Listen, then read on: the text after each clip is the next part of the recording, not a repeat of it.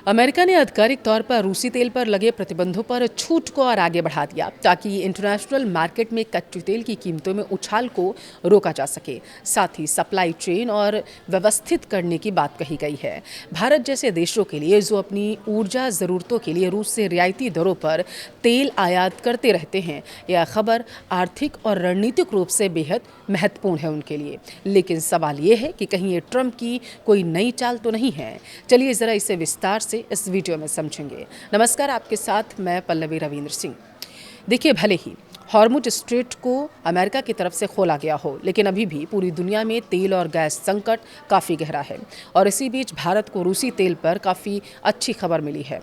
America ने रूसी तेल खरीदने को लेकर 1 महीने के लिए छूट को और ज़्यादा बढ़ा दिया है। एक रिपोर्ट के अनुसार अमेरिकी राष्ट्रपति डोनाल्ड ट्रंप के प्रशासन ने एक छूट जारी की थी बीते दिन, जिससे भारत और अन्य देशों को लगभग 1 महीने तक समुद्र में रूसी तेल और पेट्रोलियम उत्पाद खरीदने की अनुमति मिल गई थी। यह कदम वैश्विक ऊर्जा कीमतों को कंट्रोल करने के उद्देश्य से उठाया गया था, जो ईरान पर अमेरिका इजरायल वॉर के दौरान काफ़ी बढ़ गई थी। देखिए, अमेरिकी ट्रेजरी विभाग ने शुक्रवार देर रात अपनी वेबसाइट पर एक लाइसेंस पोस्ट किया था और इसके तहत देशों को शुक्रवार से लेकर के 16 मई तक जहाज़ों पर लदे रूसी तेल को खरीदने की परमिशन दे दी गई है। यह लाइसेंस प्रशासन के उस प्रयास का हिस्सा माना जा रहा है जिसका मकसद वैश्विक ऊर्जा कीमतों को कंट्रोल करना है।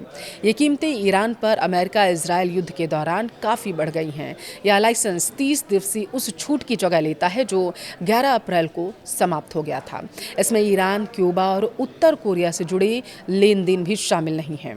आयात के लिए इस छूट को बढ़ाने का मुद्दा भारत के विदेश सचिव की हालिया अमेरिका यात्रा के दौरान चर्चा में आया था, अगर आपको याद हो तो।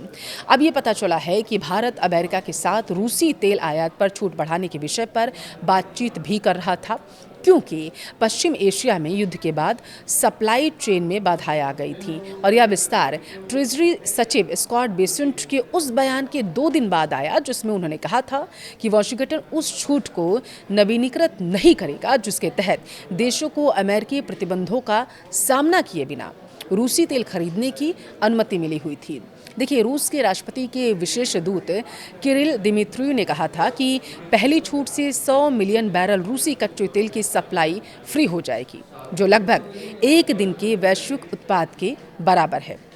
हालांकि प्रतिबंधों में मिले इस राहत से दुनिया भर में तेल की आपूर्ति में अस्थायी वृद्धि जरूर हो सकती है, लेकिन यह पेट्रोलियम की कीमतों में हो रही बढ़ोतरी को रोकने में नाकाम भी रही है।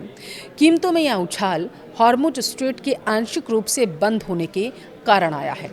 युद्ध से पहले इस स्ट्रेट से हर रोज़ दुनिया के लगभग 20% तेल और गैस की ढुलाई होती थी जाता था, और ये छूटें यूक्रेन युद्ध के लिए रूस को मिलने वाले राजस्व से वंचित करने के पश्चिमी देशों के प्रयासों को जटिल बना सकती हैं।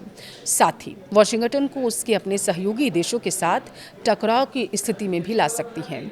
भारत को रूस सप्लाई बढ़ाएगा, और इसी बीच नई दिल्ली में रूस के भारत स्थित राजदूत डेनिस अलीपोव ने जो विश्वास है वो जताया है, आश्वासन दिया है कि रूस भारत को ऊर्जा निर्यात बढ़ाएगा। देखिए, जिसमें कच्चा तेल, एलपीजी और एलएनजी शामिल है। अलीपोव के अनुसार उसने भारत को तेल की आपूर्ति में उल्लेखनीय वृद्धि की है, और वह भारत की आवश्यकता के अनुसार किसी भी मात्रा में ऊर्जा संसाधनों की आपूर्ति जारी रखने के लिए तैयार है। भारत एक विश्वसनीय भागीदार रहा है। यह एक अकाट्य तथ्य है, और पश्चिम के देशों के विपरीत भारत का दृष्टिकोण हमेशा से ही सुसंगत रहा है।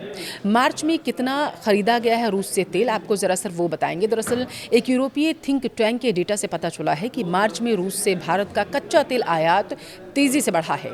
Centre for research on energy and clean air ने मंगलवार को बताया था कि मार्च में नई दिल्ली की मॉस्को से कच्चे तेल खरीद की फरवरी के 1.54 बिलियन डॉलर से बढ़कर 5.8 बिलियन डॉलर हो गई थी, जो 3 गुना से भी ज़्यादा है।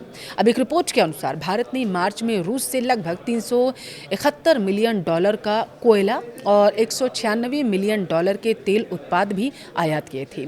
मार्च 2022 से नई दिल्ली रूसी तेल के लिए एक अहम बाजार बनकर उभर कर सामने आया था। 2024 में इसने लगभग 2 मिलियन बैरल प्रतिदिन खरीदा और पिछले साल की बात करें तो मॉस्को से लगभग $44 बिलियन का कच्चा तेल खरीदा गया था।